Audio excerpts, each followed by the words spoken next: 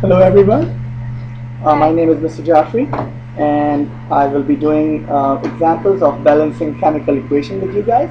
So everybody has the sheet from the table over there which says balancing examples. Okay.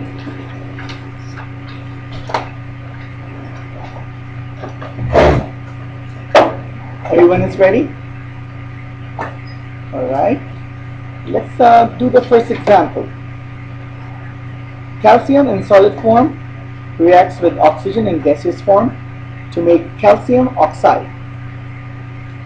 Let's try to balance this equation. Let's see first, how many oxygen do we have in reactant? So we have oxygen, which is diatomic. So how many oxygens do we have? 2. Okay, so in order to balance that 2 oxygen in reactants, we will put a coefficient of 2 in front of calcium oxide. So this way the oxygen is balanced now. Now in product we have 2 calciums.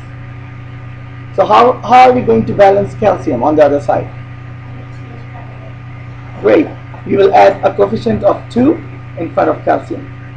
That balances our first equation. So 2 molecules of calcium react with 1 molecule of oxygen to give 2 molecules of calcium oxide. Everybody's clear about that? Okay. Any questions?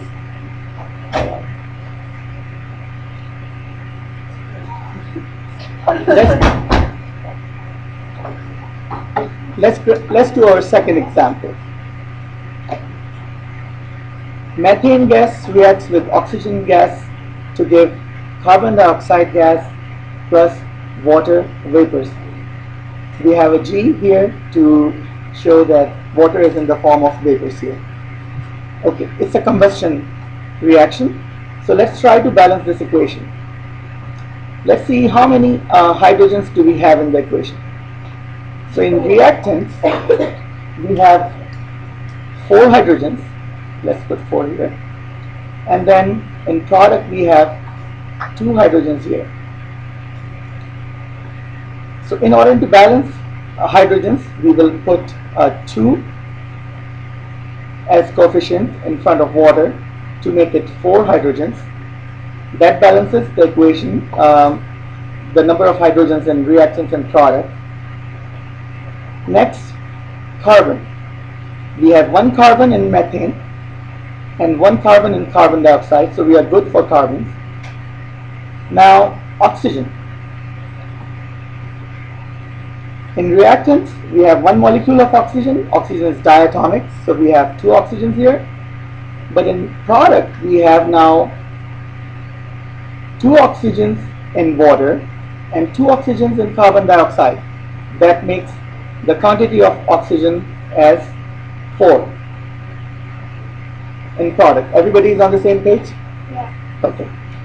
So now we have 4 oxygens in product. So in order to balance oxygen in reactants, what are we going to do? Put a 2 in front of oxygen. Great. So that balances our second equation. We have 2 oxygens here, 4 oxygens in reactants, 4 oxygens in product. We have 4 hydrogens in product and 4 hydrogens in reactants. Okay. Let's get to our third example. Magnesium in solid form reacts with nitrogen gas. N2 stands for nitrogen. It's a diatomic gas. So magnesium reacts with nitrogen to give, can anybody name the compound which we are getting as product? Go ahead. Magnesium nitride, that's correct.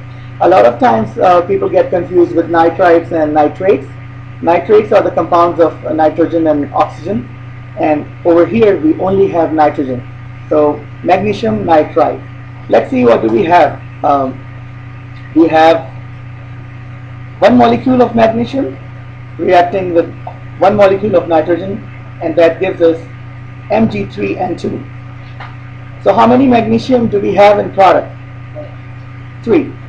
So what do we need to do to balance magnesium in reactants? Great. Put a 3 in front of magnesium to balance magnesium on both sides. So now we have 3 magnesium in reactants and 3 magnesium in product. What about nitrogen? Is it balanced now? Great, great. So we have 3 molecules of magnesium reacting with 1 molecule of nitrogen. That gives us 1 molecule of magnesium nitride. Everybody got it? Alright, great. Let's move on to our last example. Sodium in solid form, which is represented by the symbol Na, reacts with chlorine, which is again a diatomic gas, and that gives us sodium chloride solid. Can anybody tell me what is the common name for sodium chloride? It's salt, right? Alright, so let's try to balance this equation. We have 1 sodium in reactant and 1 sodium in product. We have 2 chlorines in reactant and we have 1 chlorine in product, in NaCl. So what should we do in order to balance chlorine on both sides? Put a 2 in front of NaCl. That makes 2 chlorine in product and 2 chlorine in reactant. But that also makes the number of sodium as 2 in product, and we have only 1 sodium in reactant. So what should we do to balance sodium here? Put a 2 in front of sodium. That makes it balanced.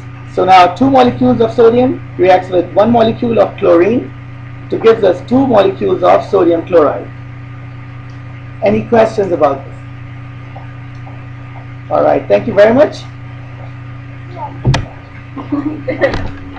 Right, excellent. So